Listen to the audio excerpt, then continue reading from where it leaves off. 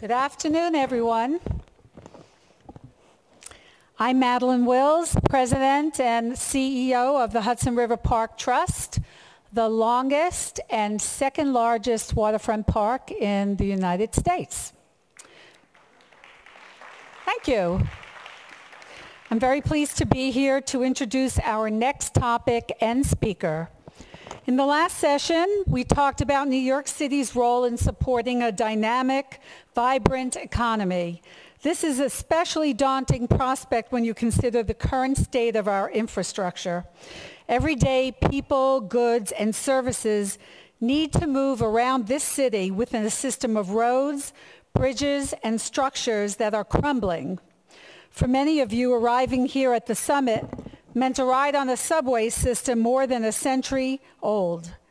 There has been some progress, the extension of the 7 line, bus rapid transit, and our new East River ferry service. But for every improvement made, there are billions of dollars more needed to both maintain and improve our transportation and waterfront infrastructure. Cities abroad are making multi-billion-dollar investments in their systems. Yet for us in the U.S., it is a time of significant need and significant budget cuts. So how do we continue to approach making the necessary investments to remain a viable metropolitan region? How can New York not only catch up, but stay on the cutting edge as a major city with local, national, and global impact? Our next speaker is on the cutting edge himself. Vishaan Chakrabarty is Holiday Professor and the Director of the Center for Urban Real Estate at Columbia University's Graduate School of Architecture, Planning, and Preservation, where he has transformed the Masters of Science in Real Estate Development into a curriculum dedicated to smart growth policies locally, nationally, and globally. Vishaan is also a senior consultant to the related companies where he advises on the Moynihan Station and Hudson Rail Yards projects. Previously, Vishaan served as the director of the Manhattan office for the New York City Department of City Planning and as an architect in New York City for Skidmore, Owens & Merrill. Please join me in welcoming my friend, Vishaan Chakrabarty.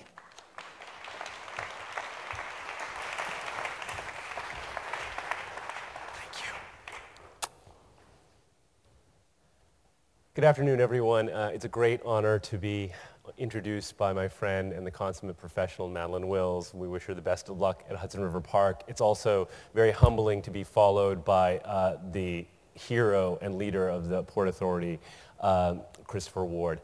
I've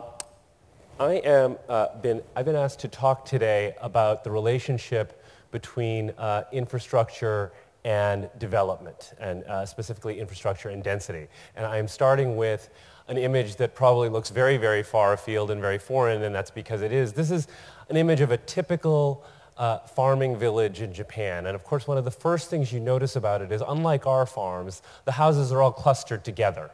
And what that means is that you actually have a tight-knit community even in the scale of a village. Density is critical when one thinks about infrastructure. And when you look at that slide, one of the first things you realize is that group of people needs to spend far less on their roads, on their sewage systems, on their public health, right, because of the way in which the community is organized. It is very much the opposite of what we do in this country. We tend to spread out. We have a lot of land, even in our region. What this leads to is the opposite set of conditions. It has led us certainly to economic decline, environmental degradation, a rise in healthcare costs, oil wars, right, and social fracturing.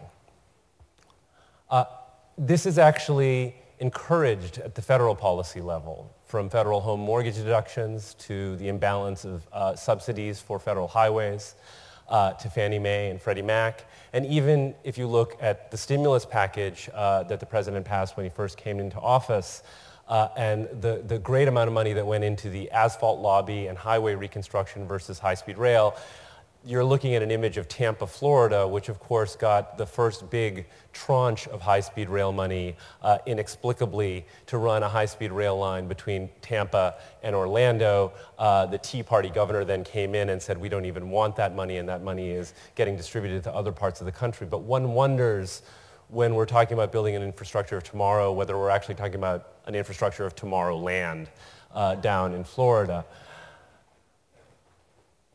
At a regional level, of course, the demise of the tunnel ARC project speaks to not only a certain short-sightedness, but the extreme challenges we have in terms of regional governance. The fact that we actually have far, far more in common with our neighbors in Hoboken than we do our neighbors up in Buffalo.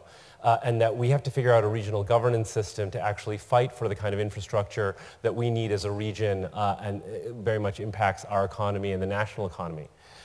At the local level, we're also focused on a set of things that I think are very important, and I want to be clear about this because I love bike lanes, I love bikes. But it's not clear to me that we can think about those things and think about a city like Copenhagen, which is the image at the left, right, without thinking about, well, how does that work in a polyglot city of 8 million people, which is the image on the right?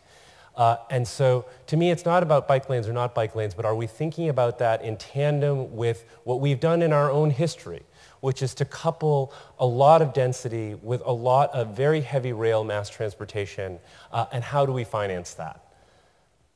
So instead, we have this. We have this nationwide. We have this in our region. We even have this. This is Bethesda, Maryland, which the Brookings Institute likes to tout as an example of walkable urbanism. I've spent a lot of time in Bethesda. Everyone drives. The Wall Street Journal reported that auto congestion costs the nation about $7.8 billion annually. That's roughly about $150 billion in value, which is what it would cost to run a high-speed rail system throughout the major corridors in this country, or to finance most of the mass transit projects that are on wish lists across America to build mass transit. Of course, we're not doing that, but who are our competitors. China now runs the fastest passenger train in the world. The Chinese government last year spent over $40 billion on intercity rail transit. We spent about $3 billion. That when you put in purchasing power parity, what you can buy in China for that same dollar, you actually get an extraordinary, extraordinary gap in terms of investment. That's also leading to, I think, some of the most dense land use and experimentation that's happening in the world in China. This is my colleague Stephen Hall's project, and what's so interesting to me about this is not just the density, but the mix of uses that's happening, and experimentation that I think we need to embrace more of. People often say, well, if you have density, is it livable? And I think people often look at, especially Asian cities, and don't understand how livable they are. A city like Hong Kong is 66% country park. Hong Kong is a city of hikers. It's actually sort of extraordinary how that natural landscape inhabits the city along with the density that is there. And also what is underground. Now this is a picture from the recent subway that was built between Kowloon and Hong Kong, but this could actually be a photograph of the subway in my hometown of Calcutta. Which is an extraordinary air-conditioned, beautifully run subway system. And so I think it's important that when we think about the fact that, say, Shanghai is building 190 kilometers of subway line and we're building 3, that it's not just a question of those are emerging economies and therefore, of course, they're growing at those kinds of rates. It's also the fact that they're leapfrogging us in terms of the type of technology that they're building. And this is something that we truly need to address if we want to remain competitive. There are also far more immediate things that can be done. For those of you who don't know it, in New Delhi and in Mumbai, all of the fleet vehicles now run on compressed natural gas and are zero-emission vehicles. 10 years ago, you couldn't breathe in downtown New Delhi because the fumes were so bad. And today, it is a clean, verdant city. And so I have to ask myself how it is a relatively poor third-world nation can afford to convert all their buses and taxis to a zero-emission fleet, and we're still struggling to get past hybrid SUVs in our city. Of course, there's the example of bus rapid transit from Curitiba, which we've adopted as a model here very successfully. And And then looking abroad more, London and the Paddington Express, and the fact that we're still struggling to get any form of one-seat ride from our airports into Manhattan. Now, so looking at all that and thinking about that in a broader context, this is a slide from our friends at the Regional Planning Association, that if you look at the Northeast Corridor, it generates about 1/5 of the nation's GDP. In fact, there was a 2001 University of Chicago study that basically exposed the fact that 50% of the nation's economic output comes from 2% of its land. And we as a group need to be much clearer in terms of our advocacy of what cities need to grow and the kind of economic implications they have for the entire nation. So what I find extraordinary, I added that red dot, is I looked it up yesterday. There were 36 flights yesterday from New York City to Philadelphia. It's utter madness. It's utter madness. No advanced country in the world would live the way that we're living today. It doesn't work for the airlines. It doesn't work for our rail system. This is, I think, one of the most fundamental challenges that we have before us. And I wanted to show you this. So we have about 49 million people that live in that slide, that Northeast region. That's Japan imposed at the same scale on the eastern United States, and that's about 126 million people. And of course, all of that is connected with a high-speed rail system that was built the year I was born, which unfortunately was some time ago. So focusing in on New York and understanding the sort of population demographic and the way we're the sort of Himalayan mountain range that sits in the center of the corridor, I think it's important to remember that when we talk about infrastructure, you know, we all tend to be concerned about this, those of us in this field, but at the same time, we have to give credit where credit is due. Right now, there's more underground construction going on between East Side Access, the number 7 subway extension, and the northern portion of the 2nd Avenue subway, as well as the Third Water Tunnel. There's probably more underground construction going on right now than there has been in 100 years, and that is something to pause and think about and applaud. I was actually down in the East Side Access tunnels, and it's an extraordinary, heroic effort, this effort to bring Long Island Railroad into Grand Central.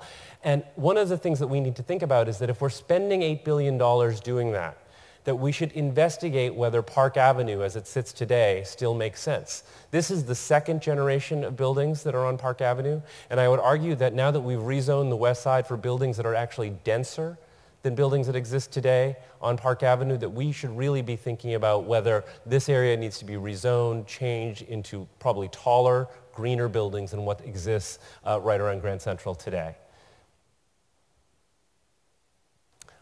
Where I think we have done things right is the West Side.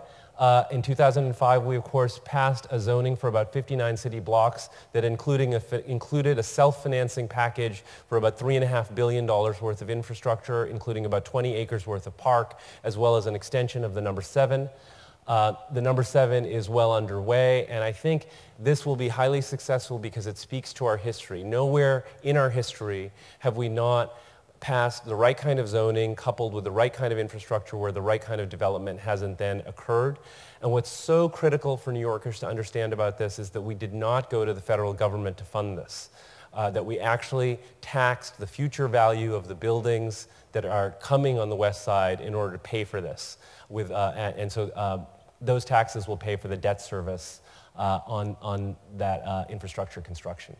The piece that we haven't figured out on the West Side is Moynihan Station and how to connect Moynihan Station and the Penn Station complex over to the extraordinary density that's going to land on the West Side, which is roughly about 40 million square feet, or about the size of Seattle on the west side of Manhattan, most of which is going to come out of Penn Station.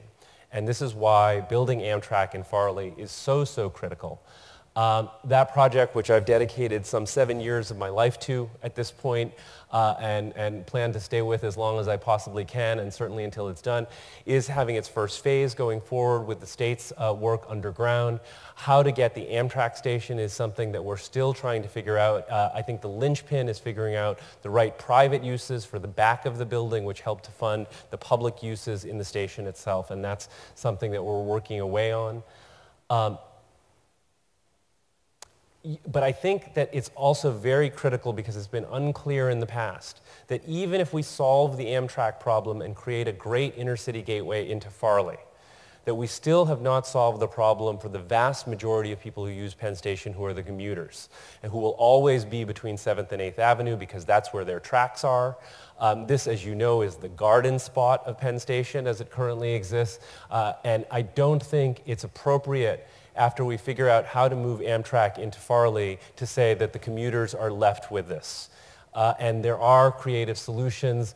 We looked for years at moving Madison Square Garden off of the existing Penn Station complex and into the back of Farley. That's not going to happen, unfortunately. But I still cling to this image, which was done by David Childs and Norman Foster, of the idea of this great green transit hub surrounded by new density, which is very much the model that Grand Central was built on. This ultimately is not simply about infrastructure for infrastructure's sake. It is about the fact, and economist after economist is now writing about this, that it is very clear that if you look at the foreclosure crisis, if you look at what's happening across this country, that density and prosperity go hand in hand. That there's a clear set of data that's emerging about the income gaps that are happening in less dense places.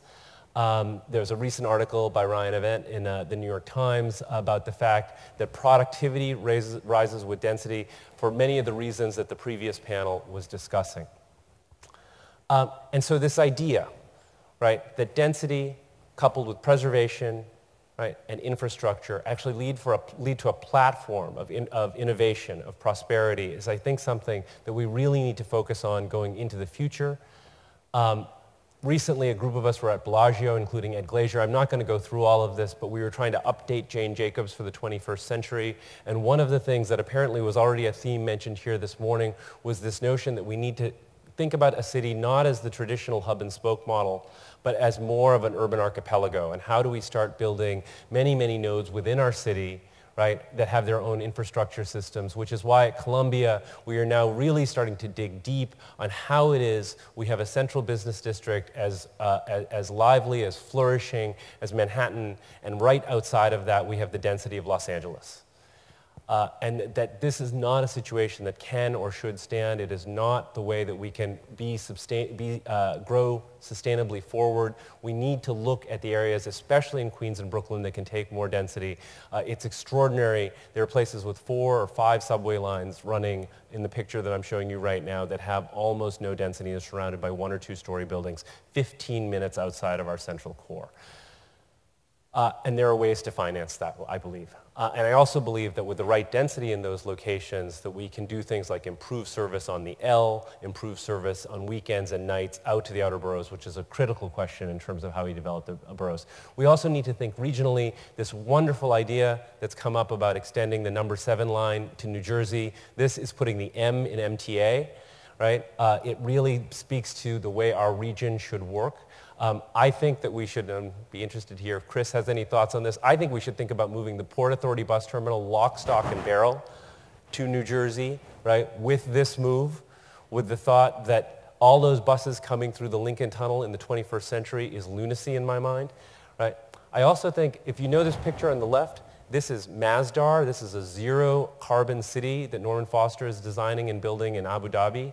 I think there's no reason that if they can't do that in Abu Dhabi, that we can't think about doing that in Secaucus, right? There's no reason in the world that we shouldn't be thinking about the coupling of land use and density in provocative, sustainable ways in our entire region. Similarly, with the 2nd Avenue subway, we should be thinking about, if we're going to build a full-length 2nd Avenue subway for $17 or $18 billion, we have to think about where densification can take place in the Lower East Side to help pay for that investment and help to leverage that investment. So I'll just close with a couple of slides in terms of what we're doing at Columbia. We're doing a lot of research right now on how much existing FAR there is in Midtown. Believe it or not, there's a lot. There's a lot of existing FAR along our major subway nodes throughout the boroughs, and we're going to publish a report about that. And I just want to close with a very, very novel project that to me is emblematic of the way we could and should think about our city. This project was done by 4 Columbia graduate students, 2 architecture students, 2 real estate students, and it talks about actually creating a new neighborhood called LOLO. And LOLO would basically exist in landfill, right, that would connect the battery to Governor's Island, right? And they did an extraordinary study that said that this infrastructure would cost about $9.7 billion. They came up with about $16 billion of value depending on how much FAR LOLO got. LOLO would help protect a lot of Lower Manhattan and Brooklyn against storm surges with the whole creation of barrier islands. There was a whole idea about waste-to-energy plants. And the last slide they closed with, and the thought I will leave you with, which I think was absolutely extraordinary, is they said, you think we're crazy? This is the amount of landfill this would take. This is the amount of landfill that they're doing in Hong Kong. This is the amount of landfill that they're doing in Tokyo Bay. We have to really rethink the way we're doing all of this. Thank you very much. I appreciate your attention.